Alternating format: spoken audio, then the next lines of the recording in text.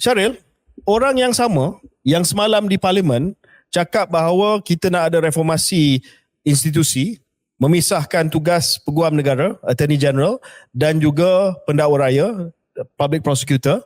Tetapi orang yang sama tahun lepas di pentas politik, tetapi orang yang sama, manusia yang sama, individu yang sama, cakap bahawa Peguam Negara mestilah orang Perdana Menteri. Assalamualaikum warahmatullahi wabarakatuh dan selamat kembali bersama dengan saya Khairi Jamaluddin. Saya nak ucapkan terima kasih kepada semua. Please hit the subscribe button dan jangan lupa untuk subscribe dan give us a like.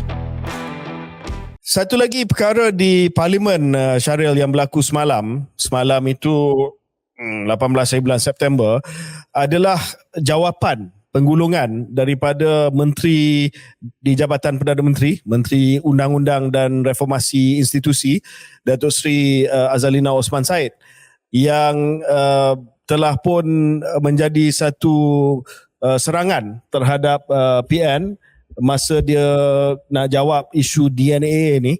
Dia alih dan cakap, DNA ni tak apa, PM akan jawab hari ni, PM sedang jawab.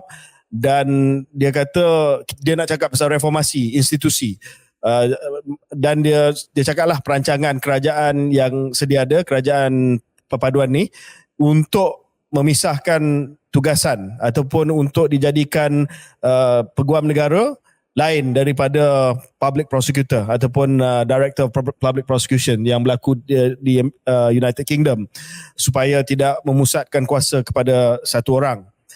Kita dah cakap benda ni, Syaril, dan saya cakap bahawa dia it's not good enough untuk memisahkan dua jawatan tersebut. Dia kena bebas, ya. Dan dia kena bebas sebab kalau ada dua orang pun, sekarang ini seorang, ya, seorang yang pegang jawatan sebagai Peguam Negara merangkap ketua Pendakwa Raya, ya. Sekarang ni nak pisahkan supaya Peguam Negara adalah penasihat undang-undang utama kepada kerajaan dan pengarah Pendakwa Raya ataupun ketua Pendakwa Raya handle all the prosecution. Jadi ada dua orang yang berbeza. Tapi masalahnya, Syaril, kalau dia tak bebas, sama juga. Dan saya bangkitkan benda ni sebab saya nak pendengar keluar sekejap, dengar semula apa yang disebut oleh Datuk Azalina Osman Said tahun lepas di Dewan Merdeka WTC. Dia mesti jadikan Peguam Negara orang dia. Sebab kuasa dia besar, kata orang Johor. Sebesar-besarnya. Itu sebab kalau kita tengok sejarah mana-mana negara demokrasi, Peguam Negara akan ditukar mengikut suara kepimpinan negara tersebut. Takkan nak tukar peguam pun tak boleh. Syaril, orang yang sama yang semalam di Parlimen cakap bahawa kita nak ada reformasi institusi, memisahkan tugas Peguam Negara, Attorney General dan juga Pendakwa Raya, Public Prosecutor. Tetapi orang yang sama tahun lepas di pentas politik, tetapi orang yang sama, manusia yang sama, individu yang sama, cakap bahawa Peguam Negara mestilah orang Perdana Menteri. So, apa benda reformasi institusi bila dipisahkan tugas, tetapi sebenarnya dia punya niat masih lagi nak kontrol Peguam Negara tu? Apa pandangan, Syaril? Pandangan saya ini standard silap mata politik yang cuba dimainkan lah. Kerana ia cuba mengalihkan perhatian kepada soal kebebasan seorang pendakwa raya dan juga Peguam Negara itu, mengalihkan perhatian kepada soal kebebasan itu daripada campur tangan kepada satu isu yang lain tentang bagi saya lebih bukan administratif tetapi tidak mengubah hakikat sama yang macam KJ katakan. Dan dalam soal Datuk Seri Azalina ni, saya ada dalam dewan yang sama sewaktu ucapan itu dibuat. Saya tahu sebab saya dengar suara saudara Syaril sorak menyokong Datuk Azalina waktu dia berucap tu. Itu satu kepalsuan yang teramat sangat, KJ. Yang perlu saya fitnah yang tegaskan. durjana. Fitnah yang durjana.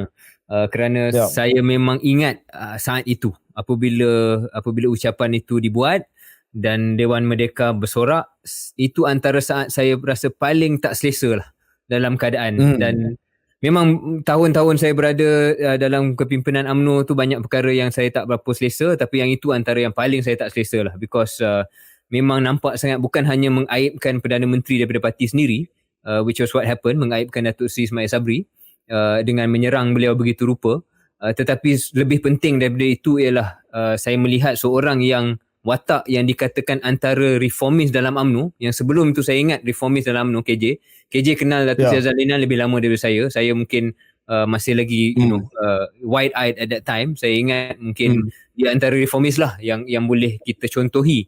Bila saya dengar dia cakap macam tu, dan saya realise, wow, this is what politics is for some people. Dia boleh tunggang label reformis itu sampai ke hari ni. Label reformis tu dia masih ambil, dan puak-puak dalam Twitter masih menganggap dia antara ikon reformis. Tapi I've seen not just in that day one KJ, tapi I've seen in meetings apa yang diperkatakan yang saya tak boleh ulang kat sini langsung tidak reformis. Dan memang saya rasa itu antara kepalsuan juga. Bukan hanya ejekan dan sindiran KJ, tetapi yang lebih penting adalah kepalsuan label reformis itu yang kadang-kadang dicampakkan terhadap saya dan KJ sebenarnya lebih sesuai kepada orang lain, seperti mana orang yang kita bincangkan di sini. Ya, saya tak tahu macam mana dengan straight face malam dia boleh cakap bahawa ini adalah reformasi institusi yang tak dibawa oleh PN, we walk the talk, tapi orang yang sama dengan straight face malam cakap masih lagi ada video yang kata peguam negara mestilah orang dia, mestilah orang PM, ya. Takkan tak boleh nak tukar peguam negara. So bagi saya, yalah, I think Syaril dah sebut tentang apa yang saya nak cakap tu. Tetapi saya rasa benda ni kita kena betul-betul yalah, jelaskan bahawa it was not so long ago yang benda ni dicakap. Lepas tu semalam dengan straight face boleh kata. Tapi saya tak tahulah Syaril, sebab semalam saya tengok PN ni pun kadang-kadang lemah juga. Kenapa tak bangkitkan, kenapa tak merujuk kepada ucapan yang Zalina buat masa PWTC? Oh, you cakap pasal reformasi institusi, tapi you sendiri di depan crowd UMNO di PWTC, satu perhimpunan khas membela dan mempertahankan nasib bosku pada waktu itu, kata bahawa peguam negara mestilah orang Perdana Menteri, tukar saja peguam negara. Tapi KJ, memang kelemahan Perikatan Nasional ni satu tema yang kita akan kembali berkali-kali. Saya tengok dia punya prestasi di parlimen. Dia dah okey dah. Dia dah, they open, dah buka gelanggang dah. Nak masuk silat ni, buka gelanggang. Lepas tu kena sikit daripada PHBN, dah tergolek dah. Tak boleh lah. You kena fight. Maknanya you kena ada beberapa point. I'll tell you who KJ boleh menjadi contoh kepada Perikatan Nasional. Bukan keluar sekejap, tapi Syed Saddiq, orang yang mungkin tiap-tiap episod kita dah sentuh dah. Because nampak macam dia boleh menjadi contoh kepada PN, bagaimana menjadi pembangkang yang berkualiti, bagaimana menggunakan menggunakan bahan. Wait. Ni Saddiq kemudian. Belum selesai lagi isu ni. Saddiq kita bincang kemudian. Sebab bila you tak boleh bila dah buka gelanggang, lepas tu you tak boleh nak tikam, Mak Hassan selalu kata kalau tikam biar tembus kan. So bila dah silat pulut. Jangan main silat pulut. Silat pulut. So you kena hentam lah macam tu. So bagi saya, PN kalau dia dah buat research, dia boleh saja rujuk kepada ucapan Zalina dan menjadikan itu sebagai bukti bahawa dia tidak ikhlas untuk membawa reformasi sebagai contoh ya. Hari ni macam-macam lah, ada cadangan daripada PN hari ni nak bina MRT sampai ke Pulau Langkawi lah, apa benda-benda yang tak masuk akal lah, dan ini akan menjadi headline. Ini yang akan menjadi headline. Apa benda yang Wan Faizal, sahabat kita, Wan Jargon, dia buat research macam mana pun, that headline adalah MRT, bina MRT sampai ke Langkawi. So PN ni dia masih lagi tak apa ni lah ya. Tapi saya tengok satu perkembangan yang bagus juga, Syaril. Hari ni PN, Perikatan Nasional di negeri Selangor, telah umumkan mereka punya kabinet bayangan. So adalah sikit perkembangan yang positif ya. Ketua Pembangkang / Portfolio Kewangan Ekonomi Azmin Ali, Portfolio Pendidikan Semua Manusia Datuk Dr. Halim Samuri, kalau tak silap saya dia ni dulu VC kepada salah sebuah universiti. Portfolio Kerajaan Tempatan Datuk Seri Jamil Saleh, bekas KSU saya dulu dekat KBS. Jadi nampak profesional lah, dia dah umum Exco bayangan di negeri Selangor. Jadi kita harap bahawa prestasi kabinet ataupun exco bayangan di Dewan Undangan Negeri Selangor adalah lagi mantap daripada prestasi pembangkang di parlimen setakat ini. Ya. Okay. Ya, tapi dia bukan hanya prestasi dalam Dewan Parlimen ataupun Dewan Negeri KJ. It is bagaimana pick up isu dan memberikan serangan politik yang legitimate. Dan itu yang PN tak dapat buat.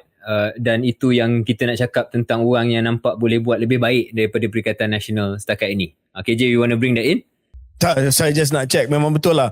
MP Langkawi cadang bina MRT dari Langkawi ke Kuah Langkawi. Betul lah. Okay. Saya nak ucapkan terima kasih kepada semua. Please hit the subscribe button dan jangan lupa untuk subscribe dan give us a like.